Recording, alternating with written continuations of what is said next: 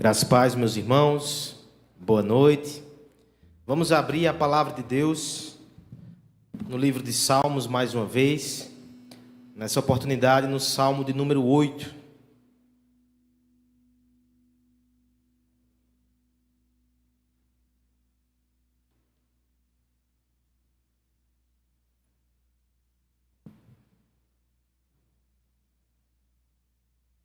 Salmo de número 8, texto muito rico, muito precioso. Acompanhe a leitura com fé, com atenção e com esperança. Diz assim a palavra de Deus: Ó Senhor, Senhor nosso, quão magnífico em toda a terra é o teu nome, pois expuseste nos céus a tua majestade. Da boca de pequeninos e crianças de peito, suscitaste força, por causa dos teus adversários, para fazeres emudecer o inimigo e o vingador. Quando contemplo os teus céus, obra dos teus dedos, e a lua e as estrelas que estabelecesse, que é o filho do homem que dele te lembres, que é o homem que dele te lembres e o filho do homem que o visites. Fizeste-o, no entanto, por um pouco menor do que Deus, e de glória e de honra o coroaste. Deste-lhe domínio sobre as obras da tua mão, e sobre os seus pés tudo lhe puseste, ovelhas e bois todos, e também os animais do campo, as aves do céu e os peixes do mar, e tudo o que percorre a senda dos mares. Ó Senhor, Senhor nosso, quão magnífico em toda a terra é o teu nome. Vamos orar, pedindo que o Senhor ilumine a nossa mente, abra o nosso coração, para que possamos entender as maravilhas da sua lei, contemplar nesse texto a verdade preciosa que ele tem para as nossas vidas. Pai bendito, Pai amado, muito obrigado, Senhor, pelo privilégio de te cultuar nessa noite com os nossos irmãos aqui presentes. Eu te agradeço por cada louvor que nós entoamos, pelo privilégio de te adorar, te agradeço pelas leituras, mas eu te peço, Senhor, uma graça a mais. Fala conosco. Precisamos da tua voz, precisamos da tua orientação, precisamos do alimento para as nossas almas. Nos abençoa nessa noite, nos faz ouvir a tua voz através da tua palavra, pelo poder do teu Santo Espírito, no nome de Jesus Cristo. Amém. Quase toda a suma da sabedoria, que deve ser considerada a sabedoria verdadeira e sólida, compõe-se de duas partes: o conhecimento de Deus e o conhecimento do homem. É assim que começa as Institutas da religião cristã. Um dos livros mais importantes da história do cristianismo, escrito pelo nosso irmão Calvino. Ele começa com essa questão e logo nas primeiras linhas ele coloca inclusive a seguinte reflexão: o que vem primeiro desse conhecimento que é sublime? Conhecimento de Deus e conhecimento do homem. Porque nós podemos começar com um homem e certamente, estudando a nós mesmos, encontraremos traços de divindade que nos levam a Deus, ou também traços de miséria que apontam para a nossa necessidade de Deus. É possível começar do homem e subir até Deus. No entanto, ele vai dizer que o ideal é que comecemos de Deus, porque ninguém pode ter uma visão pura, verdadeira, real de si mesmo, sem que antes conheça Deus e o tenha como parâmetro. É inclusive esse caminho que ele segue na sua obra. Ele começa falando sobre Deus e depois ele trata sobre a doutrina do homem. É interessante, irmãos, que nós fizemos algo parecido nos últimos dias. Domingo passado, Salmo 7, nós paramos para contemplar o nosso Deus. E hoje, no Salmo 8, nós demos um passo além. E agora nós nos inquirimos e nós investigamos a respeito de quem nós somos. À luz do conhecimento de Deus, quem nós somos? Essa é uma pergunta importantíssima e inevitável. Homens religiosos ou não, eles sempre se deparam com ela e não podem fugir. Muito mais do que uma questão filosófica, e ela é, ou uma questão psicológica, antropológica, ou até mesmo uma questão teológica. Eu quero tratar com você nessa noite de uma perspectiva muito pastoral. Porque nos momentos de agitação, de aflição, de profunda neblina, de acusações que chegam aos nossos ouvidos pelo inimigo da nossa alma, ficamos com a vista turva. Olhamos para nós mesmos e muitas vezes ficamos confusos a respeito de quem somos, o que devemos fazer ou até o que será de nós. Mas eu quero que você ouça nessa noite a opinião que de fato importa. Aquele que criou o homem, ele tem algo a nos dizer sobre nossa identidade, sobre nossa necessidade, sobre o nosso propósito.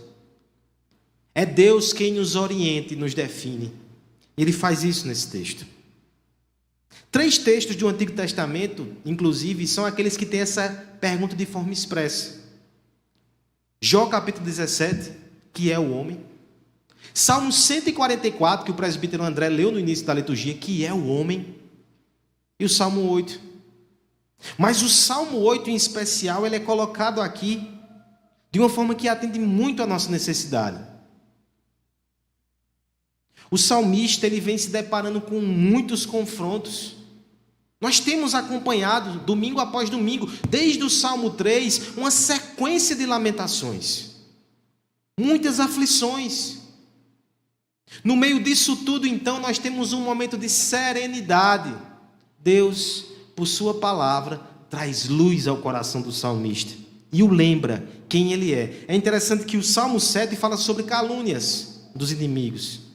O Salmo 8 é como se fosse a resposta, Deus dizendo: eu vou lhe dizer quem você é, Davi, e eu vou dizer quem são os meus filhos, eu vou defini-los.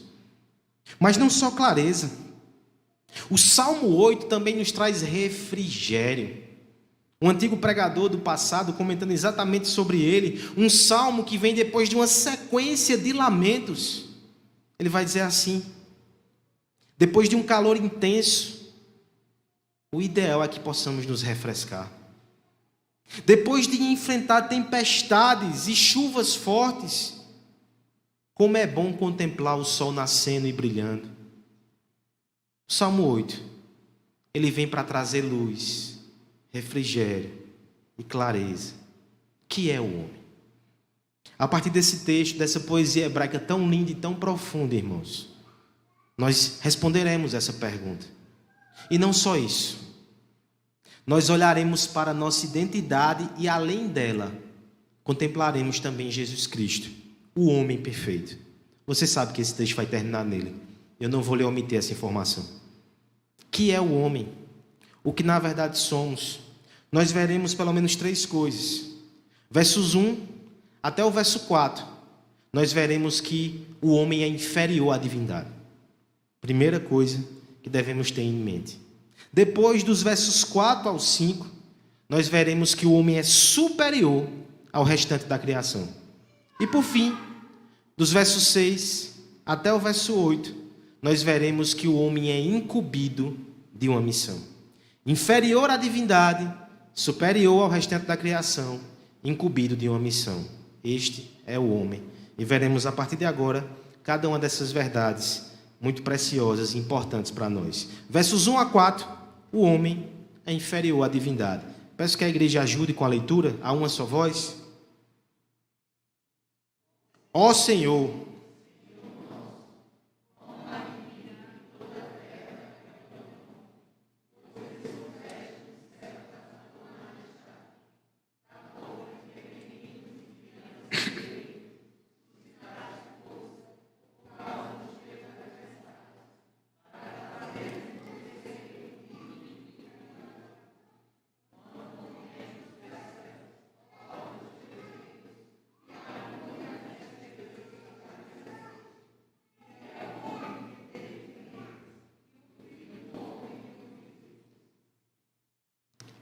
Eu sei que nem sempre nós temos informações tão novas assim no sermão. A maioria da parte do meu trabalho é trazer verdades já conhecidas, mas apresentá-las no poder do Espírito, para que Deus a aplique aos nossos corações. Tudo bem, pastor, mas essa aqui está muito óbvia. Nós não somos deuses. Obrigado, eu estava confuso a esse respeito. Vou para casa mais tranquilo. Ufa, ainda bem que isso foi esclarecido. Não é bem assim. Não subestime esse desvio ou essa tendência de perceber errado quem nós somos. Será que você nunca conheceu alguém que, por causa de um cargo, um título, uma posição, talvez status social ou condição financeira, enxerga a si mesmo como acima dos mortais? A Bíblia faz isso. Ela vai mencionar, inclusive, Salmo 84:6, juízes que se portam dessa forma. E o salmista, com ironia, diz: vós sois deuses. Não são, mas pensam que são. Não aplique só isso somente a juízes. Eles podem ser picados por essa mosca azul. Mas, por exemplo, esse mesmo salmo Jesus vai usar lá no Novo Testamento, no Evangelho de João, e vai aplicar a fariseus, que também são juízes, juízes da religião alheia, da vida alheia. Na verdade, irmãos, todos nós, quando tomamos para si a prerrogativa de emitir juízo, de alguma forma, nós estamos querendo exercer o papel de Deus. Na verdade, isso é um calo no sapato muito antigo para a humanidade. Não foi isso que aconteceu lá no primeiro jardim? A tentação na qual os nossos primeiros pais caíram não foi exatamente essa. Deus não quer que vocês sejam iguais a eles. Se vocês comerem esse fruto, serão. Quantas vezes o nosso coração ainda não tem essa tendência de querer ser Deus? Não, pastor, calma aí, tá pesado demais, começou pesado demais. Somente eu, que muitas vezes quero controlar os mínimos fatos e todas as circunstâncias da minha vida. Isso tem um nome na Escritura: soberania. E só pertence a um, que é Deus. Se você luta com isso, você também é tentado a achar que você é Deus. Toda vez que nós queremos ser o centro da atenção, ou que as pessoas girem ao nosso redor, nós queremos ocupar uma posição que não nos pertence. Isso também é querer ser Deus. Veja como o Senhor, então, medica almas que precisam se colocar no seu lugar. Primeiro ele começa com adoração no verso 1. Ó Senhor, Senhor nosso, quão magnífico em toda a terra é o teu nome. Essa expressão, quão magnífico é o teu nome, era uma expressão comum, que era aplicado para elogiar os reis e príncipes. Por exemplo, quão magnífico é o teu nome nesta cidade de Campina Grande, era uma forma de você elogiar aquele rei, aquele príncipe que governava uma província, dizendo que o nome dele estava ali espalhado pela região sobre a qual ele tinha domínio. Agora veja como é que o salmista coloca essa majestade divina. Quão magnífico é o teu nome em toda a terra. Em toda a terra. Que outro monarca poderia receber tamanha ovação? Alexandre o Grande não foi tão grande. Imperador romano algum não conseguiu ter essa amplitude. O governo de Deus se espalha por toda a face da terra e o seu nome é magnificado. Por que isso acontece? O salmista continua na sua poesia: pois expuseste no céu a tua majestade. Olha que interessante, irmãos. Os governantes humanos também, para ostentar o seu poder, eles fazem monumentos. Mas todos eles são limitados. Deus pega o céu, espalha os astros, e são monumentos incomparáveis, que proclamam lá do alto, para toda a terra, como Ele é majestoso, como Ele é incomparável. Você consegue perceber essa atmosfera que ao mesmo tempo exalta o Criador e ao mesmo tempo nos coloca já num lugar diferente.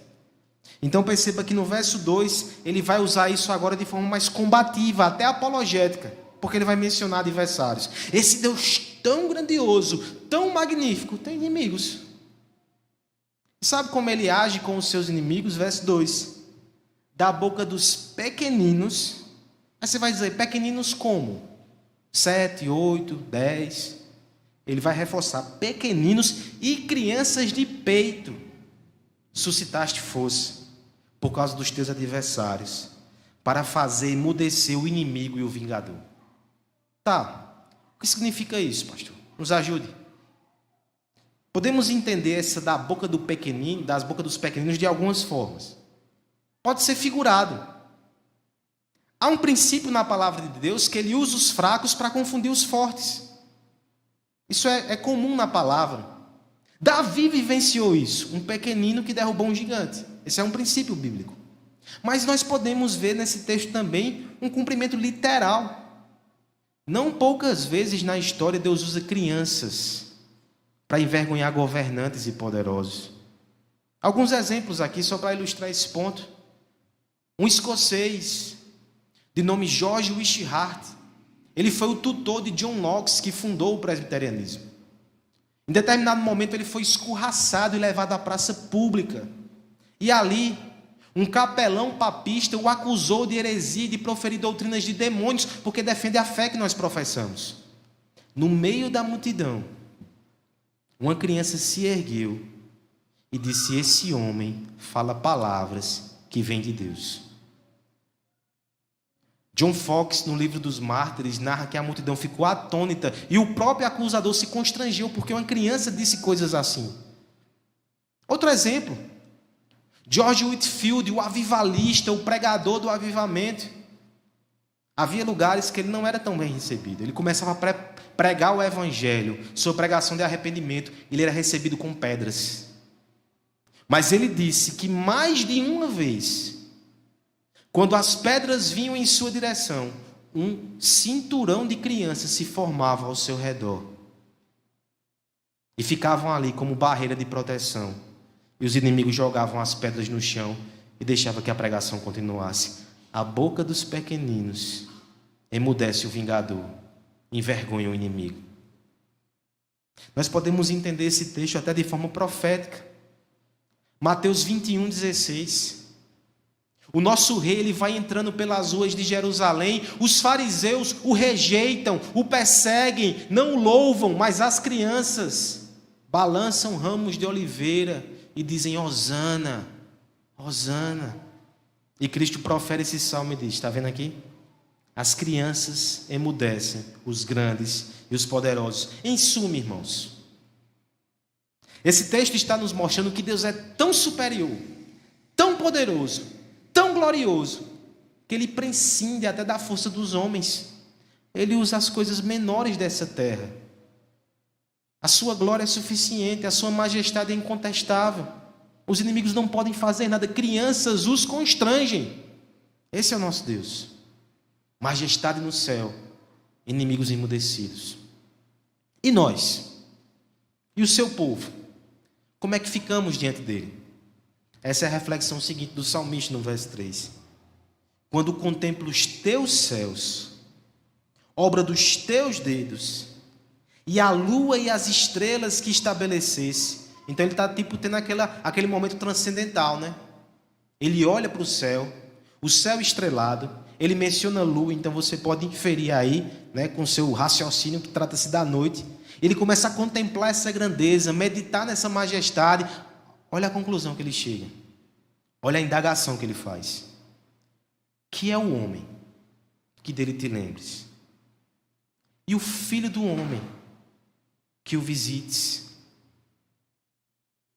Homem aqui, irmãos, no verso 4, é uma palavra que não é tão comum no hebraico, que não é tão usada na Escritura Sagrada. Porque, por exemplo, nós temos Adão, a raiz de Adão. De longe, é a palavra mais usada no Antigo Testamento para se referir aos homens. Mais de 2000 vezes. Em segundo lugar, nós temos Ish. Ish refere-se mais ao homem masculino, o papel de marido, 500 vezes. Mas Enosh, que é a palavra usada aqui no verso 4, que é o homem, Enosh, são apenas 42 vezes no Antigo Testamento. A maioria delas no livro de Jó. E aqui nesse texto. Enosh destaca fragilidade, efemeridade, fraqueza. Você percebe o que o texto está dizendo aqui? Que é o homem tão pequeno, tão frágil, efêmero, para que Deus se lembre dele. Não só isso, aí depois, e o filho do homem aqui no literal é filho de Adão, e este filho da terra, filho do pó, talvez Adão tenha até uma referência ao pecado dos nossos primeiros pais. Ele é fraco, ele é pequeno, ele é frágil, ele é passageiro, ele é pó e pecador. Esse é o homem diante de Deus. Eu sei que o texto vai nos dar, na sua pergunta, também algo já de consolo, mas eu quero parar por aqui nesse primeiro momento, para trazer à sua mente essa reflexão extremamente necessária. Porque não somente os inimigos de Deus precisam ter uma dimensão correta de quem Ele é e de como Ele os envergonharia facilmente se assim fosse da sua vontade, e um dia será, com certeza. Mas eu e você, como igreja, precisamos fazer a semelhança de Davi, contemplar a grandeza dele e perceber a distância ontológica que há entre nós e Ele. Alguém certa vez disse que a menor folha na maior árvore, na mais extensa floresta, ao cair, ela é mais notada do que o homem na imensidão desse universo. Em termos de proporção, é isso que somos. Pequenos demais. E por que é importante trazer isso à memória? Porque essa humildade nos faz bem. Reconhecer que não somos deuses é reconhecer que não devemos andar ansiosos, porque há um Deus, não sou eu, é Ele, e Ele cuida de todas as coisas.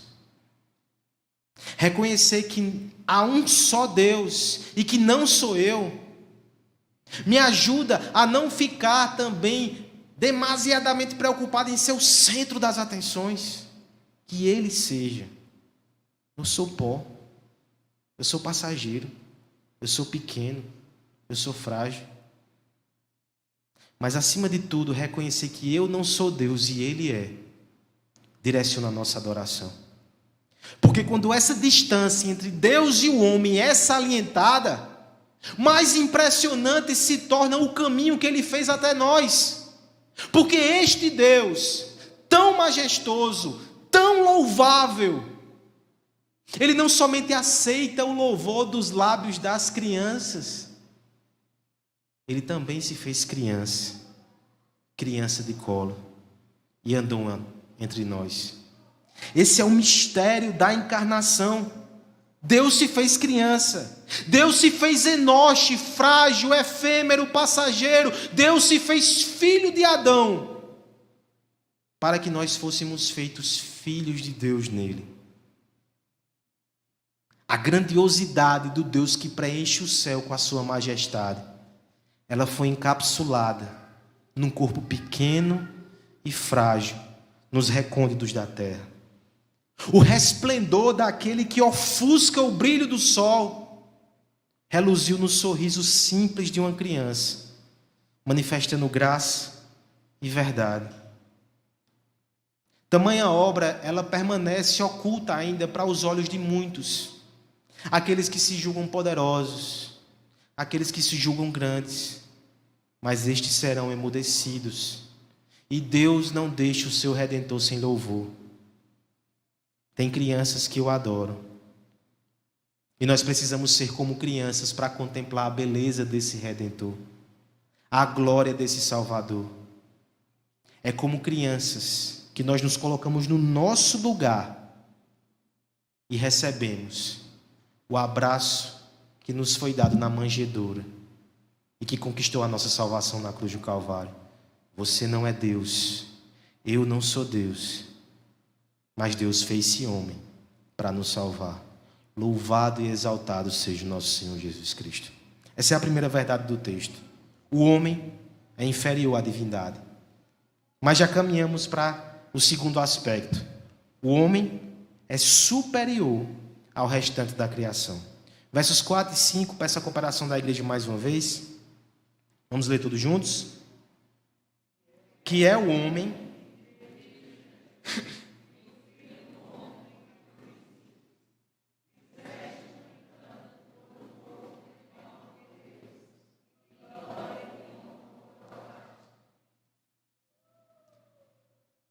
Talvez você fique surpreso, porque agora nós teremos uma palavra positiva a respeito do homem.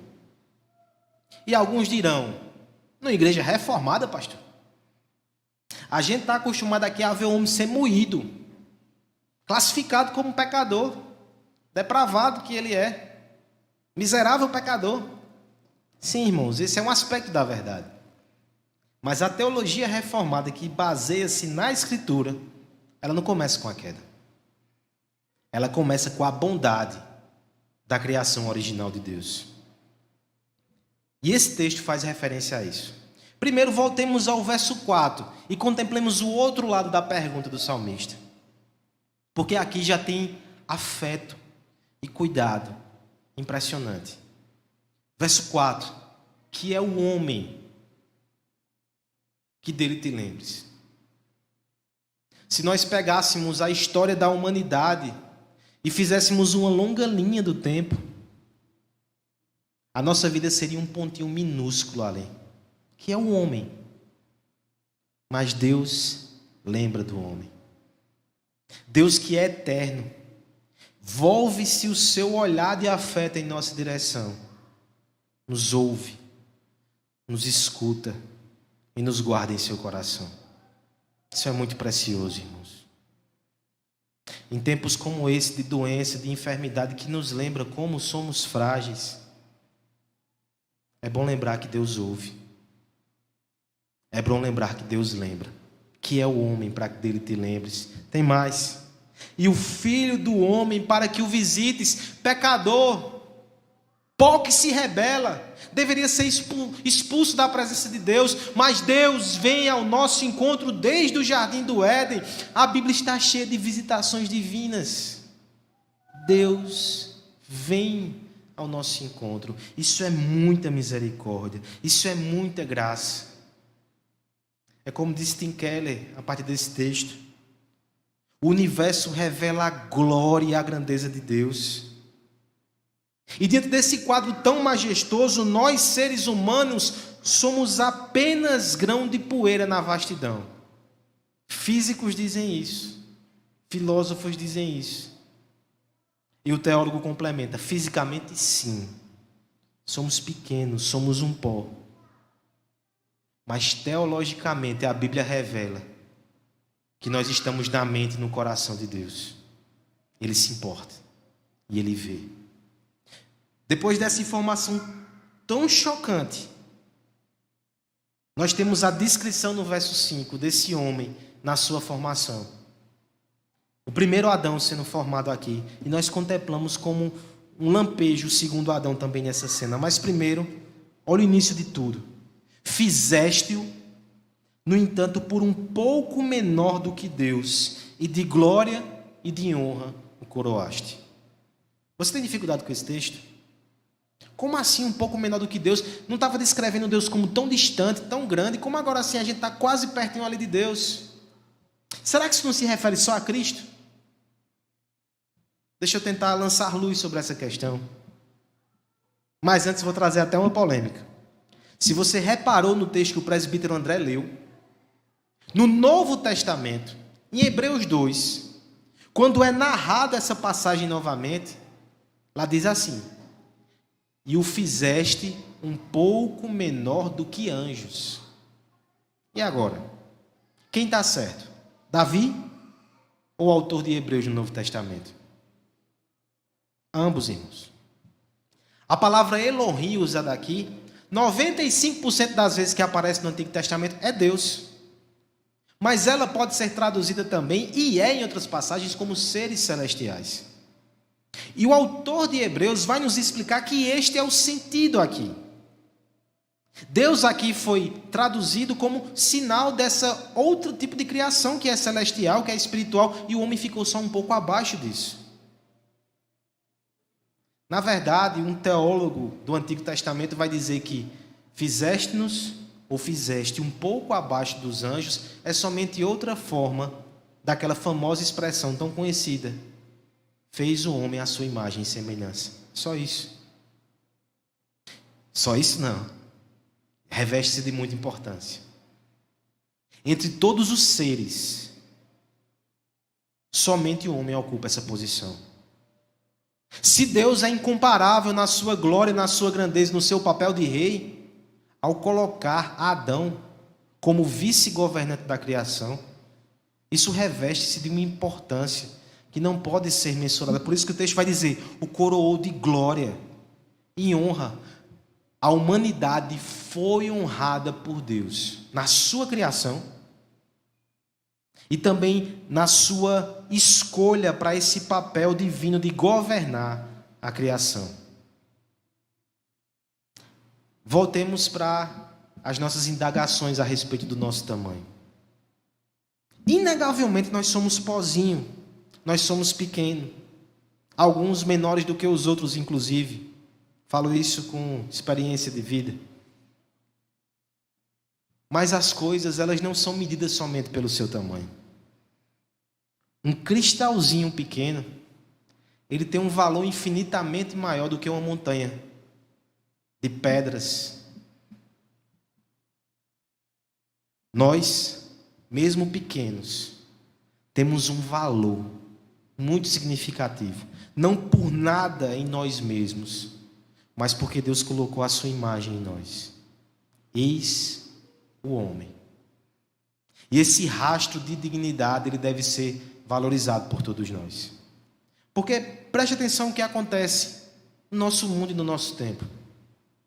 Os homens, nas suas teorias a respeito de quem é o homem, muitas vezes eles desprezam o Criador, eles negam a criação, e com isso se avoram numa posição de bastante autoridade e de exaltação, mas no fim, eles descrevem o homem somente como um amontoado de células, uma série de processos químicos, um animal como os outros, um pouco avançado somente na escala evolutiva.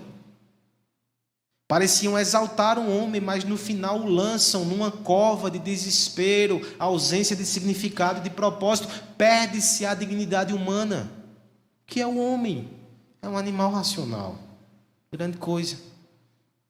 Mas veja o que a palavra de Deus faz, como a antropologia bíblica é diferente. Ela coloca o homem no seu lugar. Ele não é Deus. Ele não é grande como Deus. Ele não se compara à divindade, mas ele foi escolhido por Deus para ter um papel de proeminência na criação. No fim, a visão bíblica nos dá dignidade, nos dá propósito, nos dá significado. E nós não podemos permitir que isso seja rebaixado.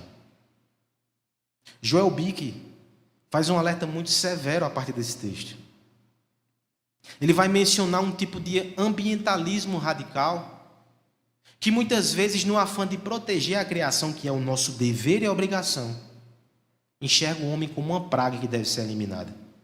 Você já conseguiu contemplar esse discurso na boca de alguém? Eu sei que muitas vezes nós damos até justificativas para esse tipo de classificação, porque agimos como praga nesse mundo e desonramos o nosso Deus. Mas o ser humano, ele não pode ser rebaixado. Ele é criação de Deus. Ele ocupa um papel de proeminência. Nós não podemos rebaixar a humanidade desse jeito. Deixa eu fazer uma aplicação que talvez pegue mais gente. Nós não podemos rebaixar a criação nem mesmo com coisas aparentemente inofensivas, como ser pai de pet. E aqui eu não estou dizendo que você não deve criar o seu bichinho com todo amor e com todo carinho. Tratar bem os animais é piedade e é santidade. Provérbios vai dizer. Você deve fazer isso. Campina Rações agradece se você der uma boa ração de qualidade a ele. Mas existe um movimento, irmãos, de pessoas até de uma certa idade já, que simplesmente resolvem não ter filhos e criam gatos e cachorros e animais como se fossem filhos. Isso é um desprezo à humanidade. Agindo assim, não estão elevando os animais, estão tentando rebaixar a humanidade. Isso não pode ser feito, porque pela criação Deus nos deu um papel diferenciado, e pela redenção também, porque um dia o Filho de Deus se fez homem, se fez a nossa carne e nos mostrou que a praga verdadeira que destrói o mundo é o pecado. É ele que tem que ser eliminado, e quando ele o for, nós seremos perfeitos, justos e cintilantes, cheios de glória, como Cristo é. Nós devemos preservar a humanidade, porque Deus tem nos visitado. Visitou no jardim, visitou na história, e nos visitou em nossa carne, em seu Filho Jesus Cristo, aquele que assumiu a nossa indignidade e restaurou a nossa dignidade na cruz do Calvário. O homem é inferior a Deus, mas é superior à criação. E por fim, irmãos, o homem é também incumbido de uma missão.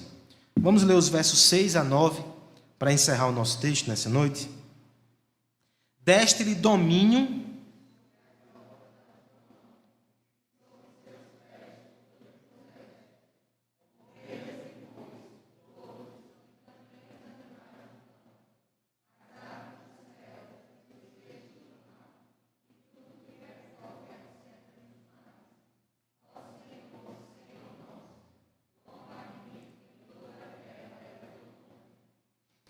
Não subestime a capacidade do homem de ir de 8 a 80 ou a 800 em poucos segundos.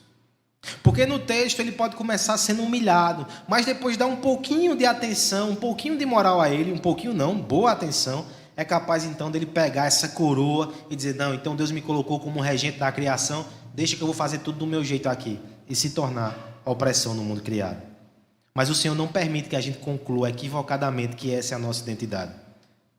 Porque nós temos uma superioridade condicionada, ou comissionada, melhor dizer. Nós temos uma missão. O texto vai colocar nesses termos assim. Primeiro, verso 6, eu quero que você o ouça mais uma vez. E veja como ele ecoa o texto de Gênesis, que o presbítero leu ainda há pouco no culto. Deste-lhe domínio. Não foi esse o mandato de Gênesis, dominar a criação? Isso para um judeu piedoso já acendia a luz. O salmista está falando do nosso dever, do nosso mandato. Nós fomos colocados nessa posição privilegiada para dominar a criação para Deus. Isso faz toda a diferença, irmãos. Se o nosso domínio é sujeito a Deus, eu não faço de todo jeito. Eu não faço ao meu bel prazer. Eu não faço dilapidando o mundo criado. Eu faço protegendo e cultivando o jardim de Deus. Eu faço para a glória de Deus, no nome de Deus, segundo o padrão de Deus. Eu domino como alguém que foi dominado por Ele. Veja que o resto do texto são ecos de Gênesis. Parece muito com o texto da criação. Ovelhas, bois, todos os animais. O texto vai dizer, puseste tudo sobre os seus pés, e vai descrever toda a criação. É a missão do homem, sujeitar esse mundo criado para a glória de Deus. E por fim, o texto termina assim, de forma até abrupta. Estava descrevendo o homem estava fazendo as suas coisas ali, de repente no verso 9, volta-se para Deus. Ó Senhor, Senhor nosso, quão magnífico em toda a terra é o teu nome. Inclusive, o verso é semelhante ao primeiro, é como se fosse um fechamento. Esse verso aqui, ele serve também para nos colocar no nosso lugarzinho. Esse texto, ele não é um hino ao homem. Ele é um hino a Deus, através do homem. As nossas funções também, a nossa missão como representante de Deus, seguem nessa direção. Não diz respeito a nós, diz respeito a Deus através de nós. Essa é a nossa missão. C.S. Lewis, certa vez, ele estava presente na coroação de uma rainha da Inglaterra. Exatamente essa que está no trono até hoje, Elizabeth II. Céus e terra passarão, e Elizabeth II vai estar aí. C.S. Lewis vai descrever o dia que ela foi empossada, o dia que ela foi coroada. Ele vai destacar, inclusive, que ela era uma jovem muito magrinha e novinha, faz tempo.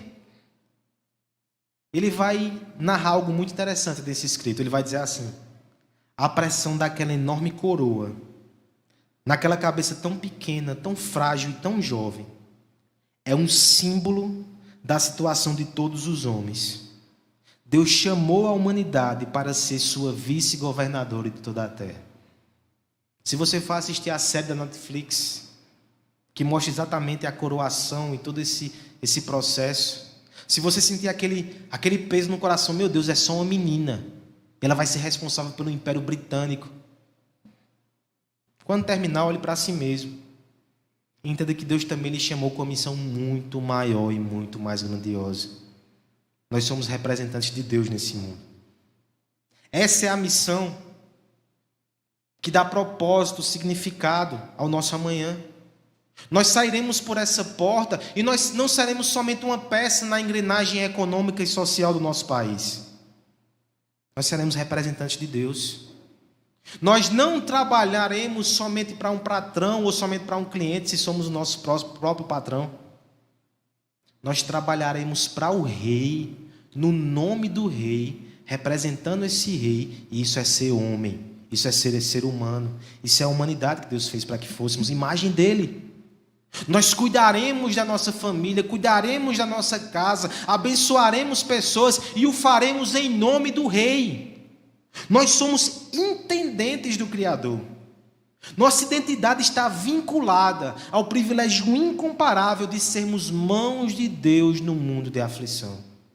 Como tem gente aflita no nosso mundo. Deus te chamou para ser mão dele.